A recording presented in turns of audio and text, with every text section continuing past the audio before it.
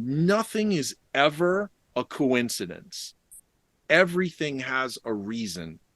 Understand the reasons, do it for the reasons, and it works better.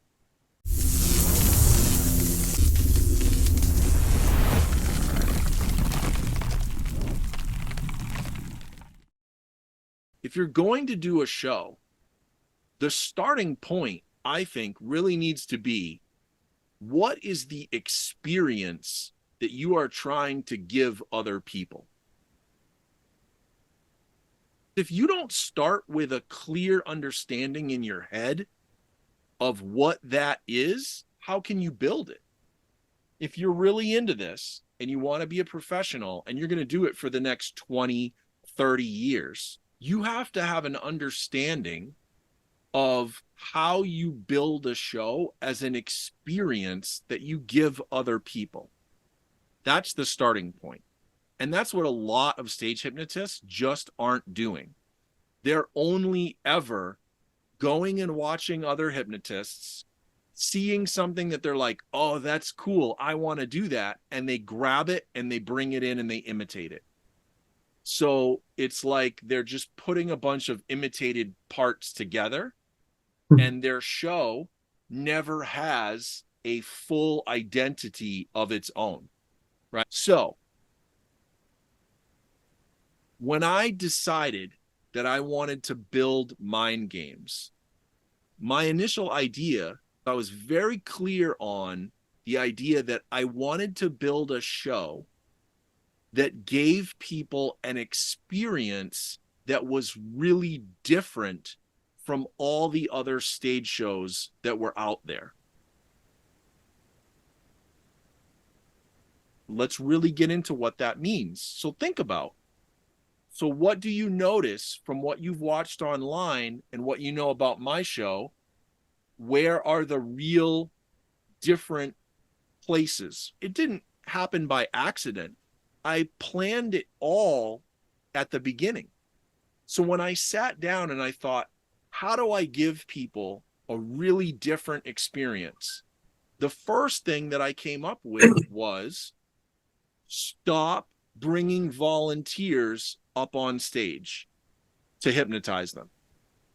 That's what everybody else does. I'm not going to do that anymore. Let's hypnotize them while they're still in the audience. For two reasons. I planned this out. Again, it wasn't an accident. I had done enough hypnotism that I realized if I leave them in the audience, then they're sitting in the audience and they're looking at an empty stage. Very blank and empty. Whereas the way everybody else was doing it was bring them up on stage, and now they're looking out at a big crowd of people staring at them. Well, which one is more comfortable? Would you want to be up on a stage and have all these people staring at you while you're trying to do something? Probably not. That's where, again, a lot of people have stage fright, right? A lot of people get nervous being up in front of other people. So why put them in that situation that makes them nervous when we know that that ruins getting hypnotized for a lot of people? So my first thought was, why do we do that? That doesn't make sense to me. Let's leave them in the audience, let them look at the empty stage and just feel fine. So that was the first thing I did. Now, the second part of that I realized was, and by leaving them in the audience, the people who don't want to get hypnotized can now sit and watch people get hypnotized right up close to them. So the audience has a better, I think, a better audience experience. They watch their friend, their boyfriend, their girlfriend, their, they watch them getting hypnotized up close. They see them going from this to going to the, they see the body language change. They see the way their skin changes and they get red and blotchy in the skin. They see it up close. It's a better experience for them to have as an audience member, right? So I was like, there's a lot of good to doing this.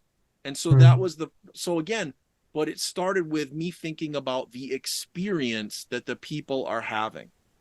So that was the first thing. And then I even thought about, we go back to pre-talk, right? Well, if I'm going to hypnotize them in the audience, how does that change the flow of my hypnotism? I still stand on the stage and I give the pre-talk. Do I want to do suggestibility tests? Again, I had been doing it for enough years that it seemed to me like right away when you do suggestibility tests, you're increasing tension. Am I doing it right? What if he doesn't, if I fail and then he doesn't pick me? This kind of stuff, right? So I was like, what if I don't use any of that old language anymore? I don't say suggestibility tests. No one likes tests, because the minute that you're being tested, you know you might fail, right? Yeah. So what if we just do warm-up exercises? Let's warm up your brain for hypnosis. No more tests.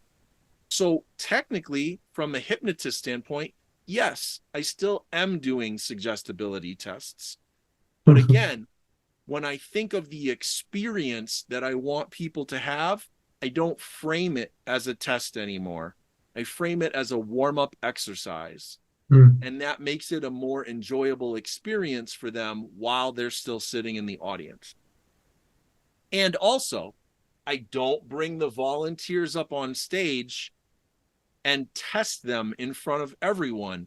Let me get you all up here and put all of the attention on you, and then let you fail in front of everyone. No, no more of that.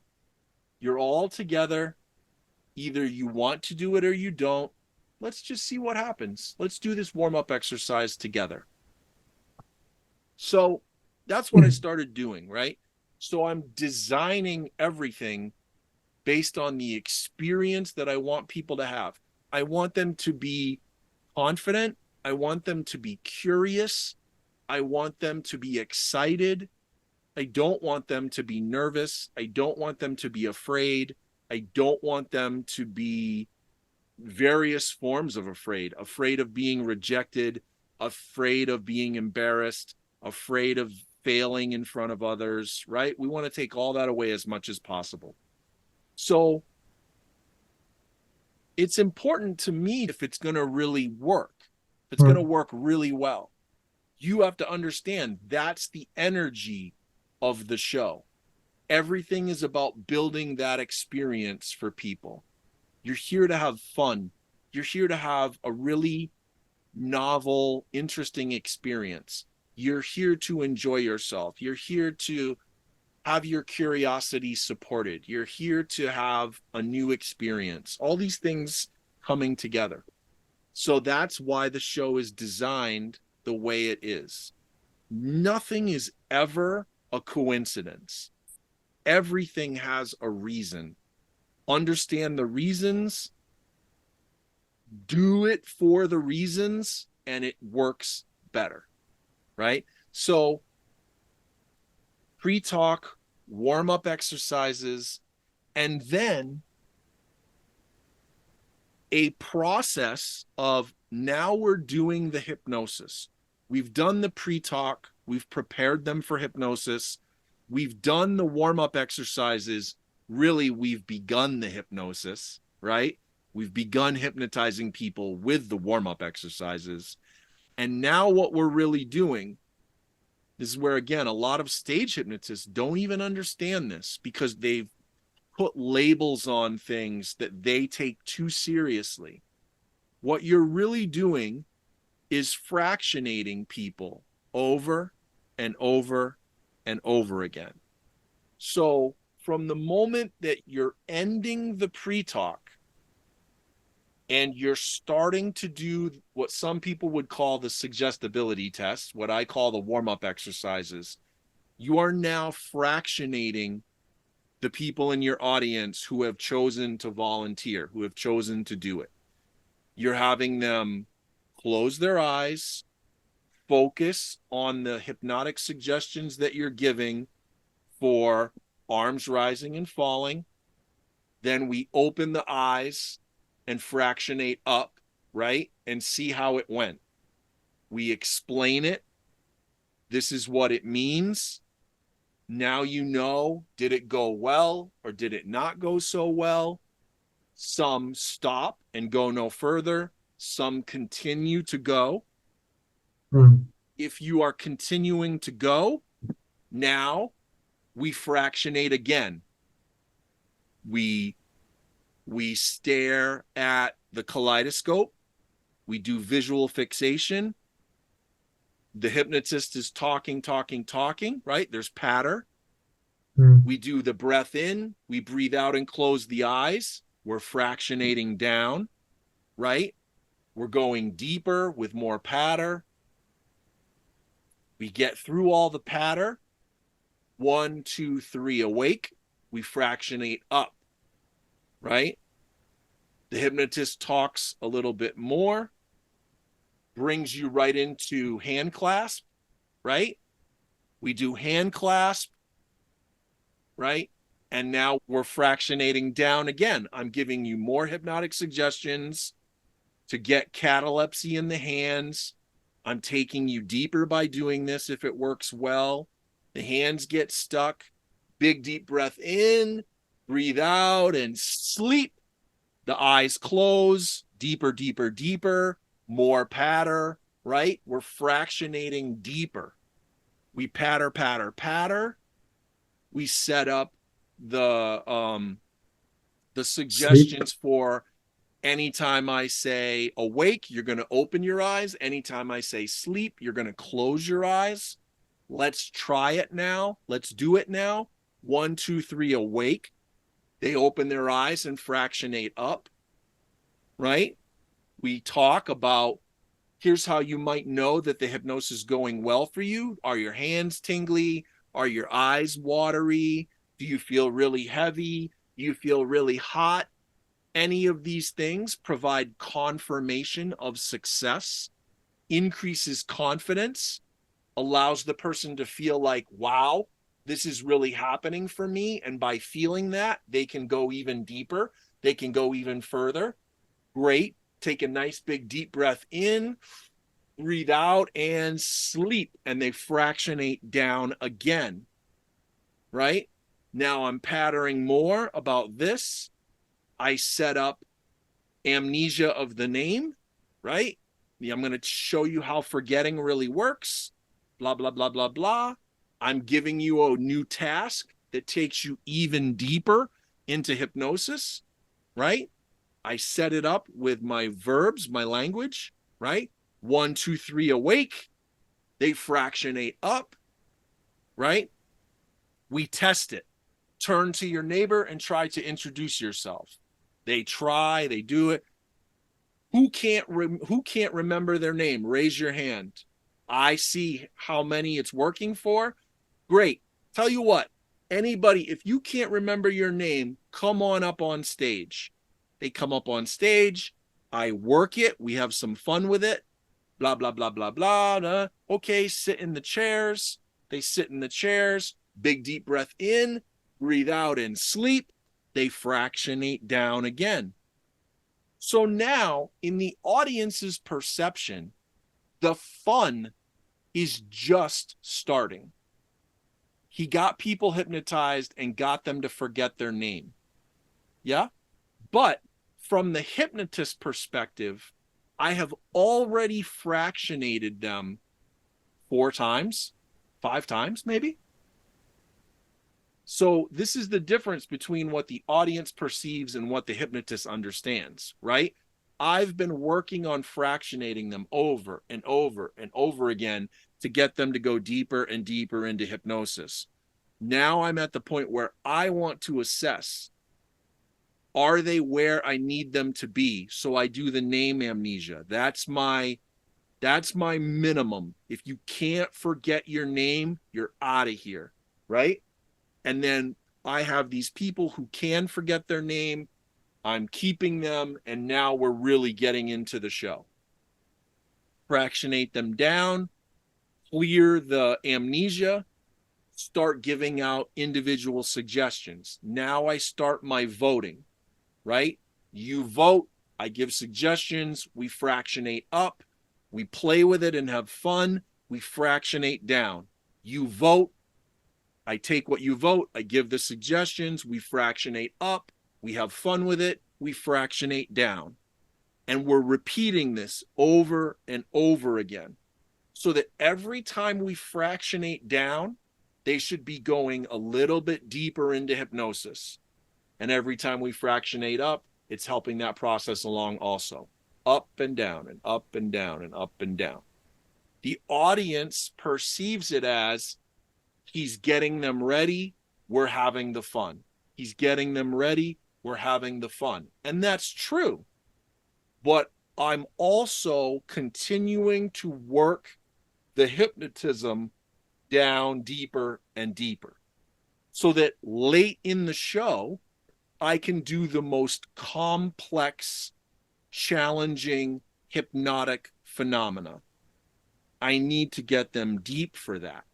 I need to fractionate them over and over to get them there, so that when we get late in the show, I can do the most powerful hallucinations. I can do the negative hallucinations if I want, right? Everything is built to get to that. And then I finish with whatever I want my ending to be. I have a few different options, right? And then we emerge them and they're done. And that's the process. But so